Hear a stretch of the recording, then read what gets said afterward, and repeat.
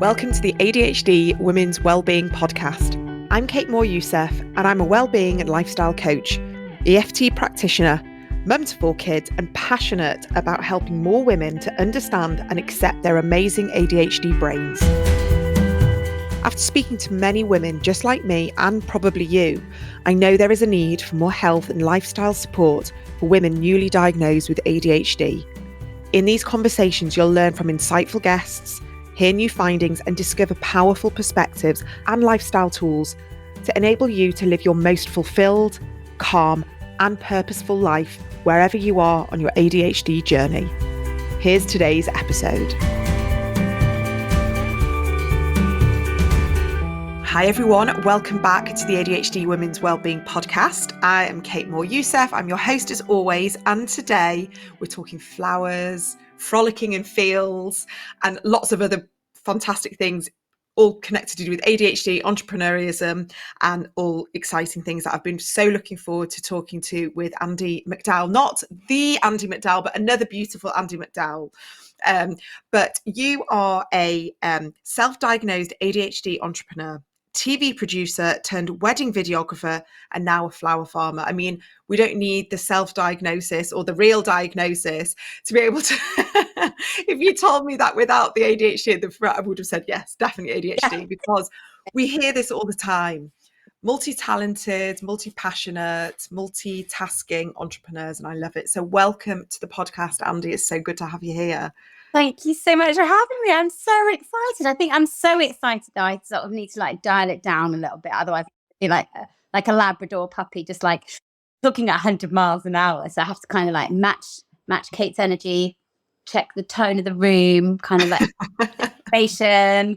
Okay, I'm now, not a live video or a thing on Instagram where I'm jumping around. So yeah, I'm really looking forward to a whole 45 minutes of just chatting and shooting the breeze with you, Kate, because I love listening to you in my ear on your podcast. I love your... Well, I love you on Instagram. I love seeing your pictures. Now, if you don't know who Andy is, she's got a fantastic business, but also Instagram account called Dahlia Beach. And it's all about the most stunning, most beautiful dahlias that you grow on your farm. And it's just so evocative, I think, of probably who you are, like colour, creativity, imagination, fun. And I know there's obviously lots of other sort of facets to you, but you really bring that across in what you do on Instagram, but also just the fact that you've built this business from being a TV producer. And I would love to hear a little bit about your journey with your career, but also where the awareness of ADHD started falling in, because as we all know, we've all got our own sort of story of where the pieces start coming together. So maybe you can give us a little bit of background information about that. Well, firstly, thank you so much. Such a lovely introduction. Not going into too much detail, but my parents moved from England to Portugal when I was 7 years old to start a whole new exciting life. My dad was a self-employed carpenter and my mum was a stay-at-home mum, and they decided to go and set up a bar in Portugal in the 80s, where it was all like, wow, no going back kind of thing, sold the house, sold everything. We're like, we're moving. And it was before low-cost airlines, it was before the internet. We had dictaphone tapes that we could put in the post to send to my nan and granddad. And it was this really huge, exciting adventure in a foreign country, going to an international school. And I was really hands-on in the business, from the age of 8, washing dishes, standing on upturned buckets, pulling pints of lager for the holidaymakers, playing pool, and we lived 200 yards from the beach. It was I just grew up thinking that's what work was like. And you all muck in together. We lived above the restaurant. There was no difference between work, life. I finished work, now I go home, and now I watch TV. It was working all the time, but living all the time. I never felt neglected or deprived. I was just this is it. Mum and dad are downstairs in the pub, I'm upstairs. That was it. And then I came back to England because I wanted to work in television. I had a really clear focus. I loved the idea and the excitement of TV. And so I got in as a runner, and then worked my way up to a TV producer director. And then when I had kids, I was like, this isn't really very compatible with the sort of mum I wanted to be. It meant going away at short notice, abroad or to other places. I worked in a lot of factual entertainment programs where, where you're sort of like looking at people going off the rails and then putting them in chaotic situations where they go on a journey and then they come out all happy again. So I did a lot of that, and I didn't. Which ones did you work on? Anything interesting? Wife swap. I love that. Cringe. Oh my God, that was like proper old school. I remember that. I was the shit stirrer. I was like, oh my God, you never guess what she's found in your house. A rat under the kitchen, under the fridge. Ooh, what would you say about that? Yeah. Like really. That was before everything was sort of like censored and you could do all these dreadful things on TV. Yeah. And it got to a point when I was in my late 20s and I had Molly, and I was like, I don't want to do this anymore. It's not that great. And I loved people. I've always loved people. I think that was growing up in a pub. You're just like buzzing off people, like their stories and like chatting and just being around people. And I loved that part of the television. But it wasn't compatible with having a kid. So I was like, well, what can I do now? Like, you have to reinvent yourself, don't you? So I got into triathlons and they're like running with the buggy, like, oh my God, I got to do something. Because I have this like energy where I have to like do something. I'm not like, I'm just going to chill and like relax into this situation. I never would do that. So I got into doing triathlons and I realized that wasn't like, it didn't tick the boxes creatively for me. And then I was like, why don't I just get into making my own like weddings? Because we were filming a lot of TVs with little cameras and giving teenagers little cameras to film themselves and sort of producing them and telling them what to film, but essentially much more authentic and more genuine when people film themselves. So I was like, why don't I apply that to weddings? Why don't we give video cameras for people that are going to weddings, and the video is going to be very different to a wedding videographer and much more personal, authentic, real, make people more relaxed. You're going to get much better content and we'll edit it. So anyway, it was a company called Shoot It Yourself. And we'd been going for 10 years. We were on Dragon's Den. We got investment from Hilary Devey, RIP. And yeah, it was a brilliant business. We made 300 weddings a year, didn't even have to go to one single one. That was the other thing, like work. I really remember this. I'm like, you're saying it, and I'm like, oh my God, yes, I genuinely remember this episode. Yeah, it was me. I was wedding dress. Wow, I really do. But just interrupt you, but I'm sort of just picking apart what you're saying, and you're clearly forward thinking, innovative, looking for things, okay, like what's not being done, what are on the fringes that I can sort of bring to the mainstream. And this again is this like ADHD energy, this brain that's like ticking over and utilizing how can we bring our skills, like what talents do I have, what am I interested in, the passion.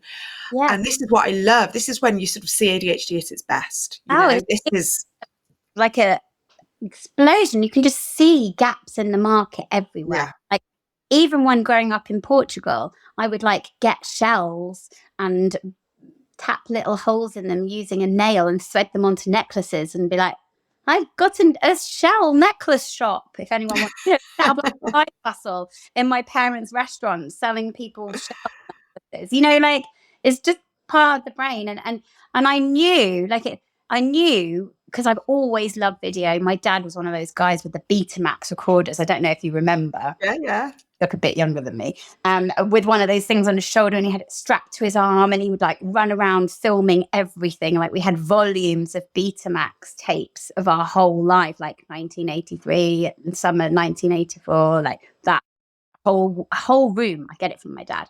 So he had that, and we've always loved video. So I knew I was going to get into video in some way, and then. So when I got into television, I was like, that's not sustainable, but it's loads of transferable skills. Like everyone loves video. It's entertaining. It's engaging. It's a means to connect with people emotionally. So I was like, yeah, okay. And I like weddings, but I didn't want to go to 300 weddings.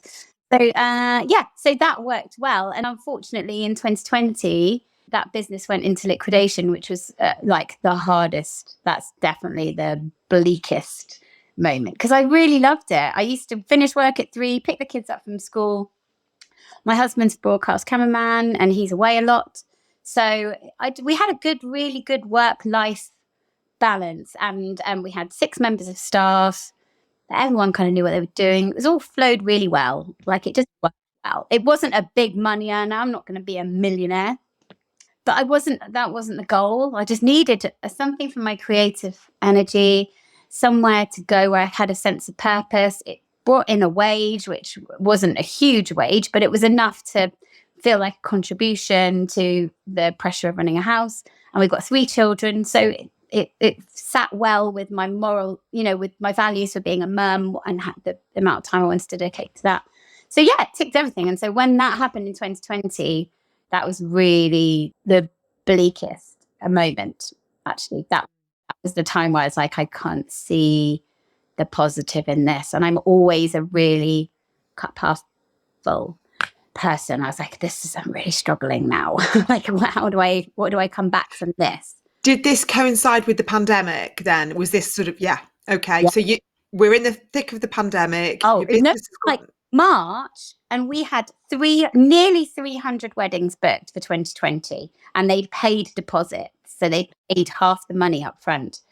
And when they locked the country down, we were getting phone calls then saying, oh, we're going to postpone it because it's in April or May, and we're going to postpone it and see if we can get another date. And then the longer it went on, people were like, we're going to cancel now and we'd like our money back. That was when we were like, I'm allowed to say shit hit the fan. Like, it was like even I get anxiety just thinking about it, knowing that we're hemorrhaging now, we're giving people money back and we haven't got enough to carry on if more people want the money back. And then it hit that point where we were like, we have to declare ourselves insolvent. And then those people, the liquidation company, come in. It's a bit like when they repossess your house, they take everything, and the computers and all the cameras. And at that time, and the business partner who I'd run it with for 10 years, who was also my best friend and soulmate, we fell out in an irreparable way. And so that felt like standing on the edge of like a cliff face, thinking like this is, you've lost everything. I lost my sense of purpose, my best friend, who I'd already been upset about. But yeah, it was not a great time. But I got into them. Like, I've loved gardening. I've always loved gardening. I love flowers. They just bring so much joy. Like, they're just such bright, like you said at the beginning, bright, colourful.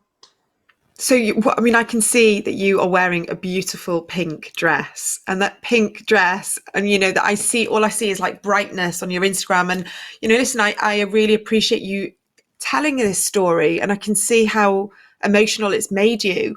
And I think it is important to be able to show the flip side of, how you have all this energy and all these ideas, but sometimes means and control, things control us, and we can't do anything about it. And we do hit this sort of rock bottom. And I think many people that are listening right now are going to really appreciate your honesty and vulnerability, because it's not that easy to pick yourself up when you've had something that's upsetting and damaging, and from like a soul perspective, an emotional, a business, a financial perspective.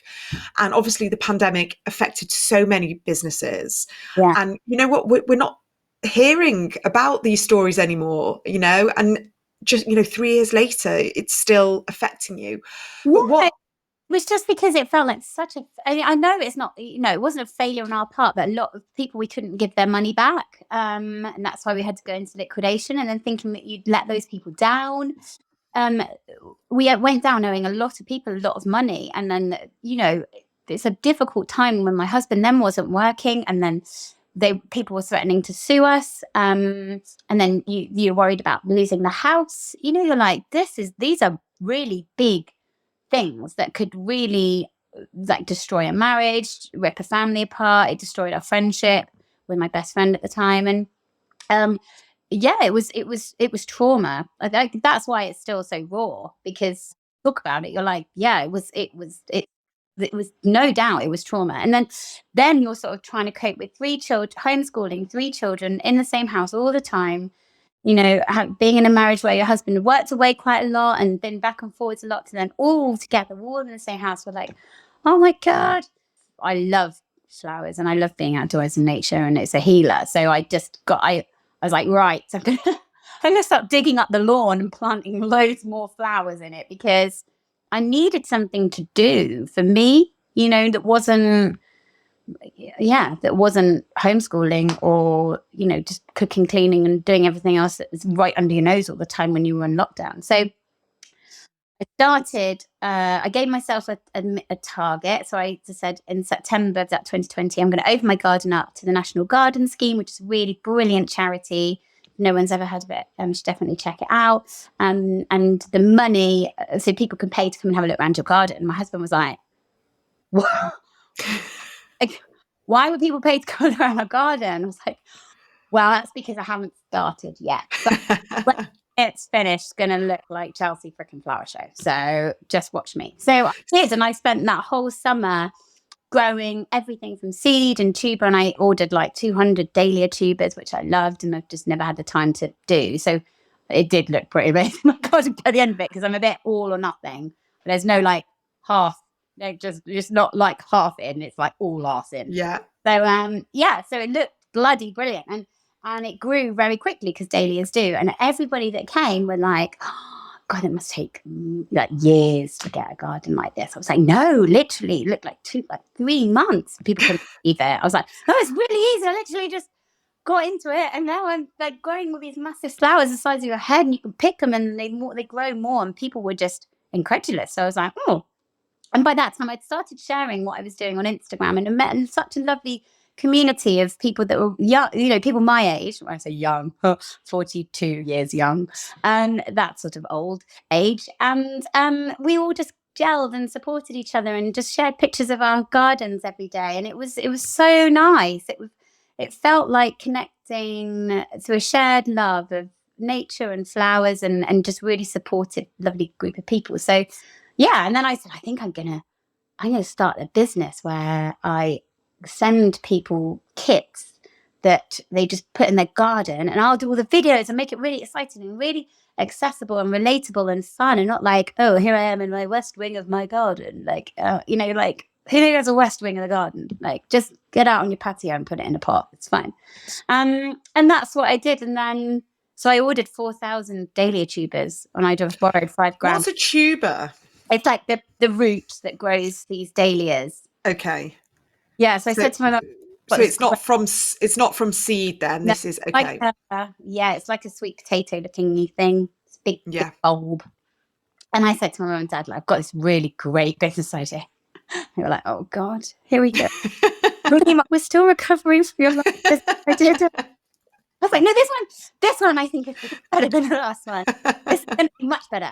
I know it.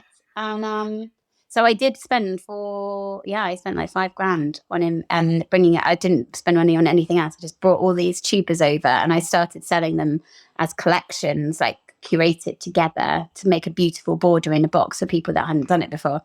And I started pre-selling them because they don't arrive in the UK until March. And I started selling them in November.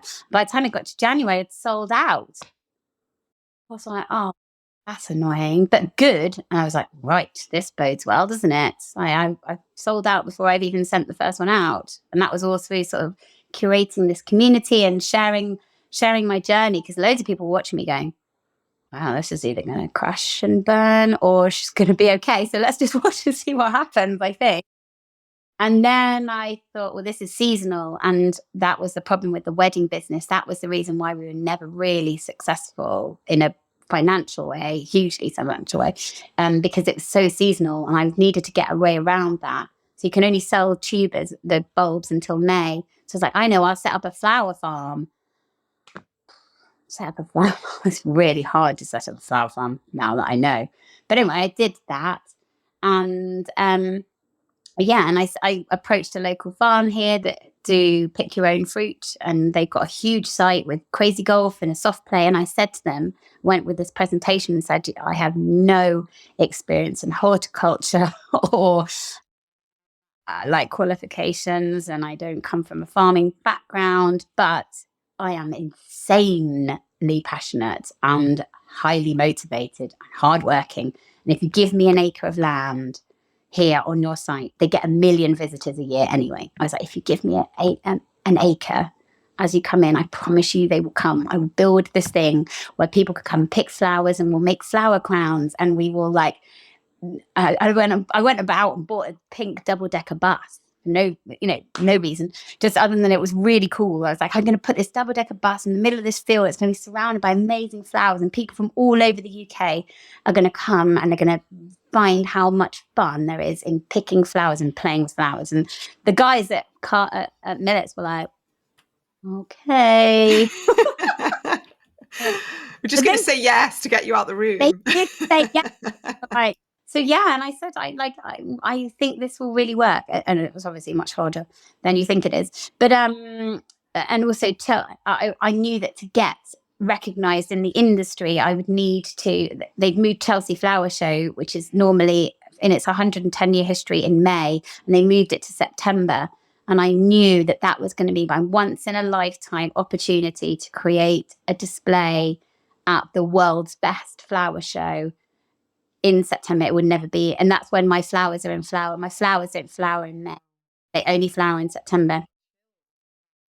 So I was like, this is it, John. If I'm going to do this, I've got to get to Chelsea. I was like a bit, tunnel vision. I don't know if other people will identify with that, but I was like, that's what I've got to do. And people were like, you have never done this before. Like the RHS woman was like, it takes 10, years and years. I don't want to, disappoint you. I'm just trying to manage your expectations. And because I felt a bit like Eagle. What's the guy? Eddie the Eagle. Eddie the Eagle. Oh, I love, yeah. Fabulous. Like that. The flower version. Takes years and years to build up to Chelsea. I was like, I haven't got years and years. You're never going to run it in September again. Please let me exhibit. And I wouldn't go away. And they said in the end, right, we've come back with a compromise. You've got no track record. You are a bit of a maverick by your own admission.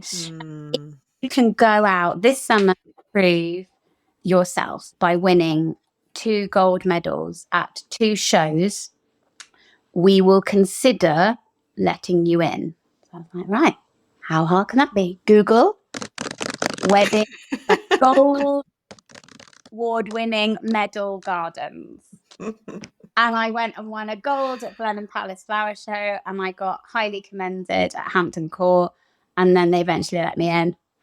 And then I won the General's Award at Chelsea, which is like literally the stuff that dreams are made of. So, I mean, this is why I invited you onto the podcast, because you are a visionary, but your hyper focus and you said maverick, and I said that is the word I've been looking for, is this ADHD brain that basically just goes, you know what, I can do this. And then we put aside all our fears and worries and we go into kind of hyper focus mode. We go into that kind of like place where we just like our energy, our creativity, our vision, our imagination, everything just takes us. Yeah. And that is why we see so many incredible, successful entrepreneurs with ADHD. And the reason why they're so successful is because they're leading with their heart, their creativity, their passion, their energy. And so when people say, I don't know what to do, I don't know how to, be successful with ADHD, it's like, put everything aside, put all the conditioning, all the fear, all the shoulds, and just go into that. Like, what's your niche? Like, what do you love? Like, it doesn't matter how weird and wacky that is. It doesn't matter about qualifications or certificates or experience. It just shows that you went in with that. You were led with your energy. You had a vision, and you were really strong with your convictions, that you knew that you had what it takes. And I just want it to land for everybody that's listening right now, because we don't live in sort of like this cloud cuckoo land. Like, you've put in a huge amount of time, hard work, energy, money. You've put things on the line, perhaps, like weekends, family time, relationships. I understand that this has not just been plain sailing for you, but you have just kept going one foot in front of the other. And that is when we start seeing like the difference, that disparity between those entrepreneurs that make it and keep going, and the resilience clearly that you've got as well. And I just love the fact that you were convincing people from all these like establishments, right? And you're like, no, I can do it. And it's almost like you knew that you needed to prove them wrong, and that kind of spurred you on even more. Yeah, I think the best thing people can do is underestimate me. I think that is literally like, and I remember I went and did some some research because there was no pick your own flower farms then in 2021 when we first opened. And I went and did, part of me is like, I know this will work, so I don't really need to ask anyone else. But I thought, as a proper business person, you should go and research it.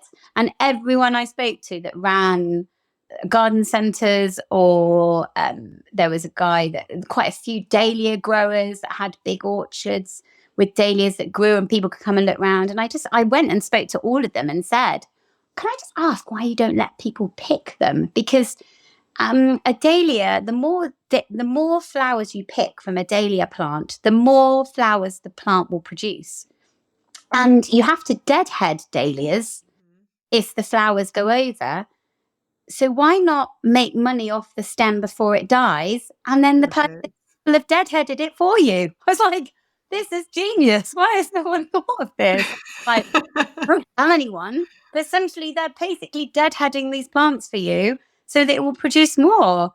And everyone I spoke to was like, no, you can't let people do that. Absolutely no. What that is, like, categorically, like, we really don't recommend you do that because they'll pick too low, they'll trample all your plants,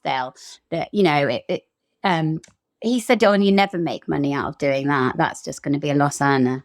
I was like, thing. And do you have an Instagram account? He's like, oh, no, I don't believe in social media. I was like, oh, interesting.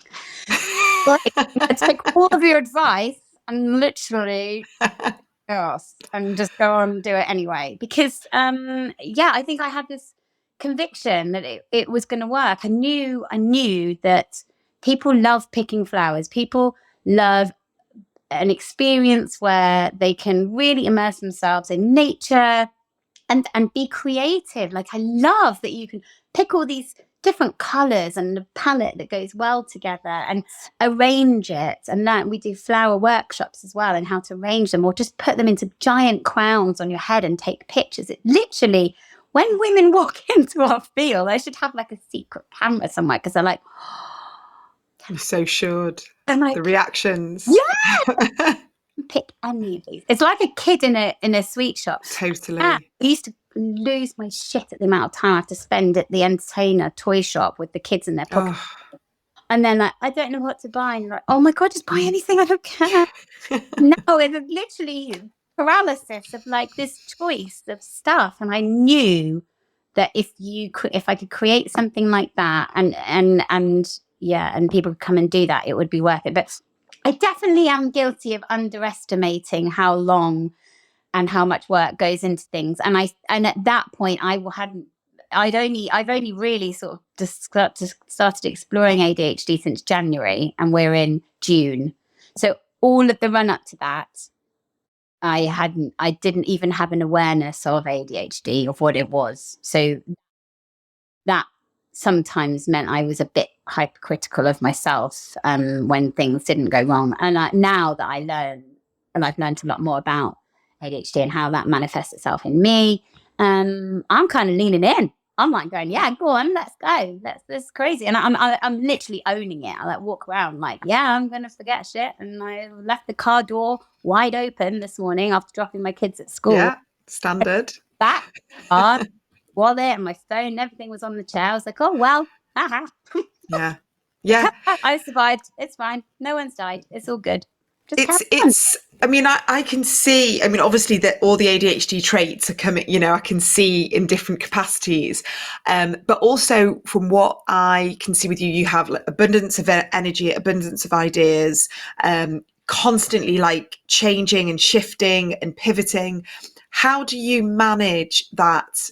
Clearly there's a huge amount of passion, but when you are on that precipice of burnout, when you are totally physically and mentally exhausted, but you've got a business to run, is there anything that you do to look after yourself? Yeah. What awareness have you had of that in the past? And I didn't have any awareness. I would just go. I'd just keep going. And it was only when I hit perimenopause that the wheels started to fall off.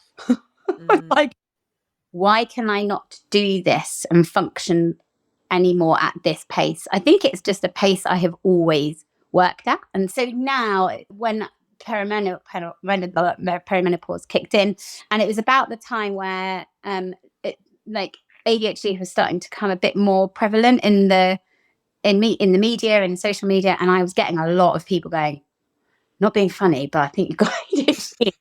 I'm like, what? What makes you think that? What was that? Oh, no. What was he saying? Sorry, you got ADHD. And I was like, what is that? And then I started looking into it. And then I went to the doctors because I was getting anxiety. I'd never had that before. And it was weird because my best friend who I worked with in my previous business, she had suffered with anxiety her whole life. And I coached her quite a lot. We were very, very good friends and bestest of friends. And I couldn't relate. I didn't get it. I was like, what do you mean it's a physical? She was like, it's like a backpack. I'm carrying this. It's like weighs me down. I feel it the moment when I wake up. I'm like, can't you just rebrand it? Can't you just say it's like excitement? Or could we not repackage it as like nervous about something, which will eventually be great? She's like, it's not that. And I was like, I don't get it. Sorry. Anyway, moving on. And then I started to get it. And I was like, oh, this feels like my legs are going to give way. This feels like a physical central nervous system that is stopping me now. And I felt overwhelmed. And I've never felt that before. Before, I was just juggling and things would drop. And I'd be like, oh, fuck it. Carry on. Oh, another one. Never mind. Keep going. And then I was like, and then not even like I was dropping balls. I was just like, I can't anymore. I'm literally like Ron's gone wrong out of that cartoon character. We're like just malfunctioning. So I went to the doctors then, and then a HRT was a massive, massive game changer for me. I actually went straight in. I was like, I'm going mental. Like I think I have dementia. And I cannot follow really simple tasks. I'm really struggling with anxiety. I feel like I'm going to vomit. I'm so overwhelmed. Like this has never happened before. And people on Instagram were saying I have ADHD. And she said the combination of perimenopause on top of a highly functioning ADHD brain, like it's okay. You're in a safe place. You're amazing that you had a doctor who understood it. But she was quite like a hippie lady. She was quite like hippie looking, and I kind of like, she didn't look like a traditional, like, not that people have a traditional doctor look, but she was very women's health orientated, I could tell. Amazing. And I just went straight. I went in with this sort of energy, like, help me! Like, shit. I came out, I was like, oh my God. My husband was like, did that go well? I was like, I think so. They've given me lots of gel. So I think it went well. I've kind of come out with all the drugs that I thought I would need. So yes. But going back to your question about overwhelm, I sometimes accept that it's just going to be the punishment I get from running level. And so at Chelsea, May was mental, wasn't it? Like so many bank holidays. Then there was half term. I had Malvern show, Chelsea Flower show, both a week long in different locations away from home, juggling staff, accommodation, stock, transport, a lot of admin. I understand now that it's the admin is the straw that breaks the camel's back. Risk assessment forms, security passes, paperwork to, 12-page document on the address and the vehicle registration number and parking permits. And I need an extra form for the lighting, another form for the carpeting, and they have to be printed out and written on. Then you send them back as a scanned document. Then they send you the invoice, and then you have to pay the invoice within the time allocated. I mean, it like makes me vomit. Horrific. It's making me anxious even thinking about that. Saying it, I'm like, I am like that. And then being at Chelsea Flower Show, which is literally the best show in the whole world, and being mobbed, from 8 until 8. It's open for 12 hours a day, 6 days. And people are like, Andy. you've gone, again, utilizing this brain of like looking around, we can call it hypervigilance, but we can just also call it like you are seeing gaps, you are seeing places where you can fill what's needed. And you've gone into merch now, you are doing reels and Instagram masterclasses because your transferable skills. But this, and the reason why I'm mentioning all of this is because I really want people to take inspiration from you, because you've shown that you don't have to stick to one lane. Like you're doing flowers, but you're doing jackets, and you're doing Instagram workshops for people who want to be able to create the same social media following that you've got. Like, we don't have to stick to this one cookie cutter formation. And I think when we lean into that with our ADHD brains, we're left to explore and get curious and get excitable. Like you say, like at the beginning, this puppy, that energy takes us to success. It takes us to abundance and fun. And listen, life is about, I always say this, like there's so much hardship in life. There's so much difficulty and challenges that when we can find the fun in the work, and, going back to what you said about your parents, that they just kind of decided, let's just try and live life in the sun, doing what we do best. And we have been conditioned, I think, in this Western world to think that's bad, to think that we're not going to succeed, or like, who are we to do that? But actually, you're showing that we can have fun. Yeah, there's hard work, there's grafting, but I can go into the merchandise, and I can do like workshops, and I can do flower shows, which people told me that I couldn't do. And so when people are listening right now, I guess I want them to kind of maybe transfer what they're dreaming of, what their desires are, like what's their big goal or ambition that they keep telling themselves that they can't do, or they don't have the skills for. I mean, if you could speak to that version of yourself who, or maybe you were never that version, or maybe that person who is desperate to just lean into that more creative side, but they just don't, there's so much fear there, what would you say to them? As soon as my business failed, that first one, I removed all the element of fear of failure. I was like, I have failed on the biggest possible level, like the point where I nearly lost my house, I lost my best friend, compromised our marriage. Like this, I've been on the edge of that failure. Nothing is going to scare me. You can't do anything to me that is going to take me back there. So what have I got to lose? What have you got to lose? You're always going to regret the chances that you didn't take. And I'm quite open on Instagram about all the things that I totally fuck up all the time. Every day there are things. And so when I launched my merchandise range, it's those ideas where I'm like, great, I'm going to bring out outdoor cushions and aprons and napkins and tea towels and jackets and all the notepads and coasters, and it's going to look amazing. And I literally didn't have enough stock. I pre-ordered it. People could buy it for pre-order, and I'd sold more than I had ordered. So people were waiting longer than expected. And meanwhile, I'm at Chelsea with half the stock that should have been at the warehouse for processing for the website. There are huge things that I get wrong. But I really love, I take a lot of inspiration from Brené Brown and that sort of, just getting back up and getting back in the ring. Like, I'm like a fighter. Like, you can't keep a woman that's had everything crushed and then stop getting back up. And getting back up is the most empowering thing you can ever do, to be that version of yourself where you make yourself proud. And I think that it just makes me I'm so passionate about the fact that women just underestimate what they can achieve. And we're sort of conditioned to be like, equally, I don't, people look at me, I know, and are like, this watching you gives me anxiety. But it's not for everybody. It makes people stressed out sometimes. But I didn't ever really care what other people's limitations were on what they set on themselves. So I didn't have any. It was a bit like when you have a baby and they're like, make sure you take it really easy. You're like, I don't want to take it really easy.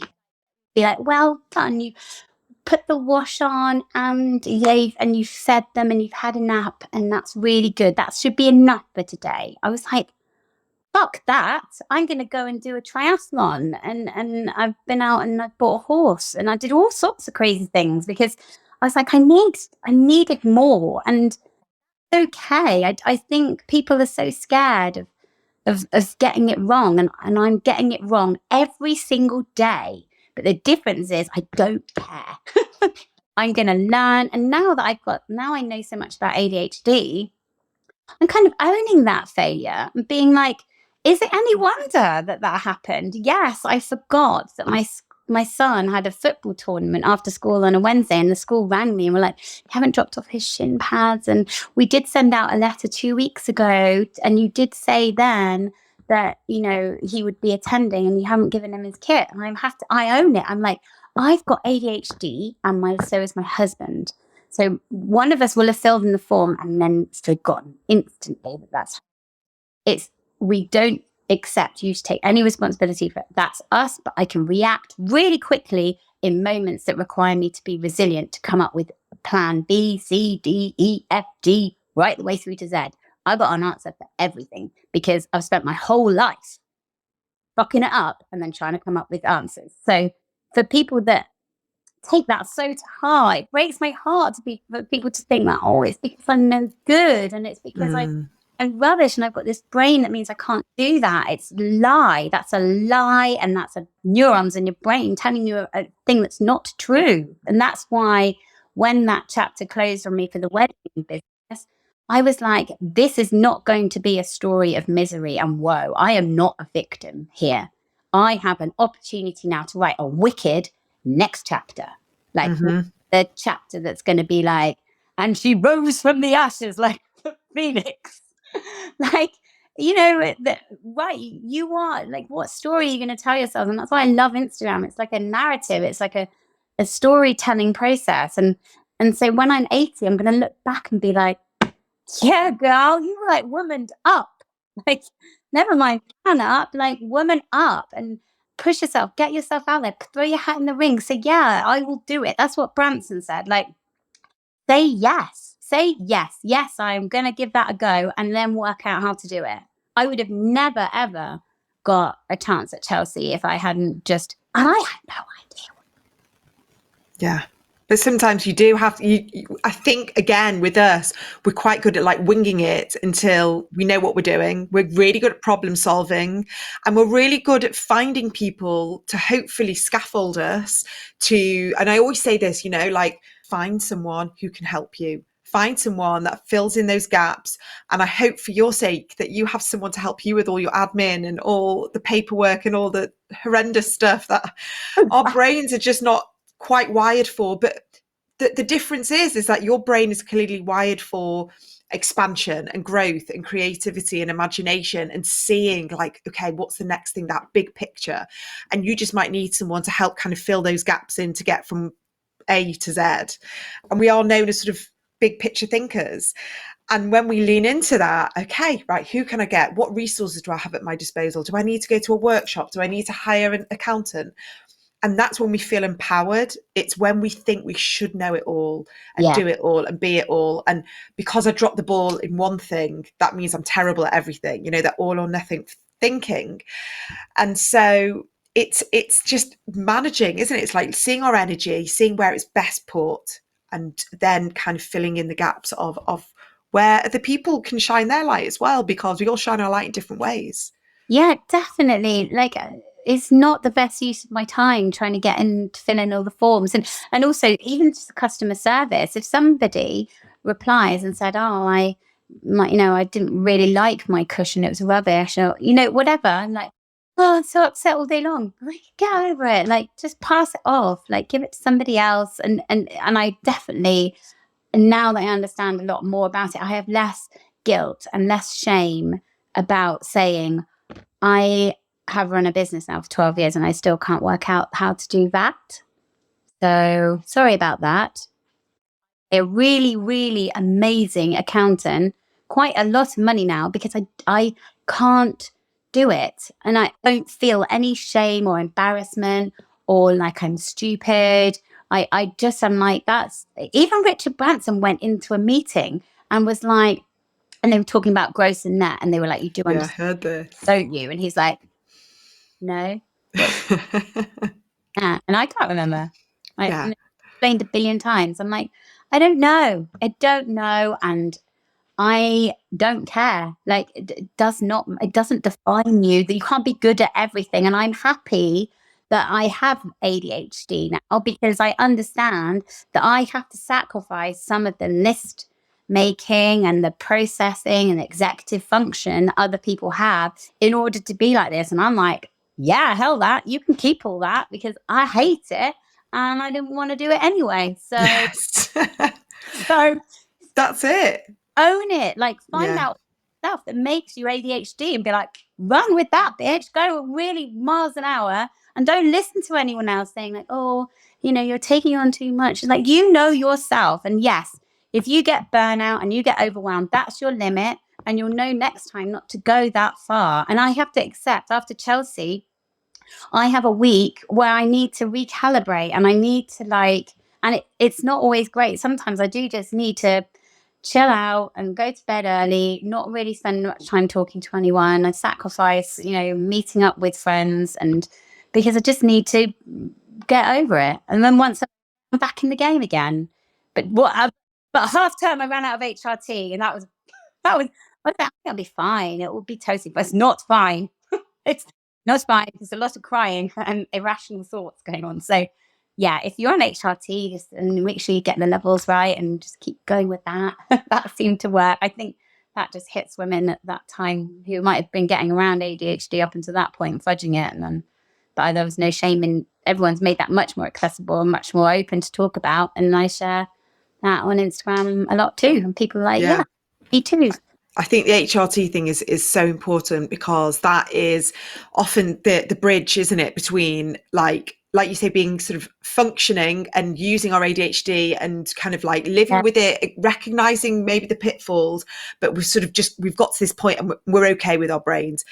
And perimenopause comes, and it just exactly what happened with you, just knocks us sideways, and we're like, we've lived with this all our lives, but like our hormones have sort of helped us and carried us through, and then all of a sudden our hormones dip, they deplete, and we are just left with just a dreadful kind of like situation of ADHD at its absolute max. Yeah, it was horrible. I felt like I was really mentally unwell, and that's not the case. As soon as I took the HRT, I was like, thank God for that, because I don't think I live with myself in this situation, let alone my husband and my children. If he's struggling, there is help. I think people should, it's not a weakness, it's a strength.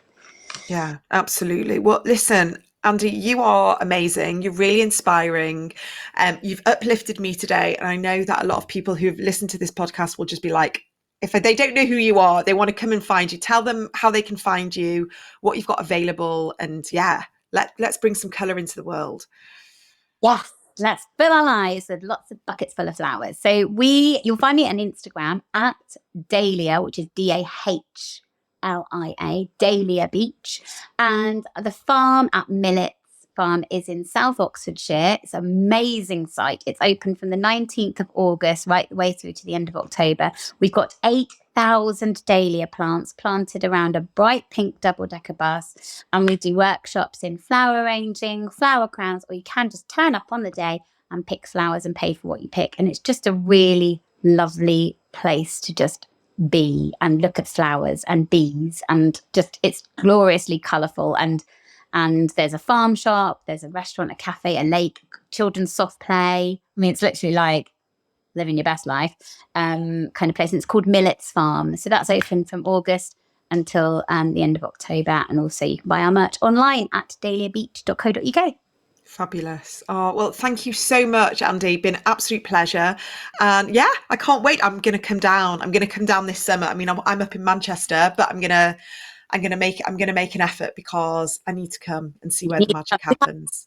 All the way from Australia, Kate. So you have no excuse. I've got no excuse. Global reach, thanks to Instagram. Yeah, incredible. So have you down there. Maybe we could do a live video. That would be amazing. Well, we will be in touch. Yeah. But yeah, thank you so much, and we will speak very soon. Thanks for having me. Thank you so much for joining me on today's episode. I hope you found what you were looking for in this conversation, and it's helped guide you towards some further self-healing, self-exploration, and most importantly, self-acceptance.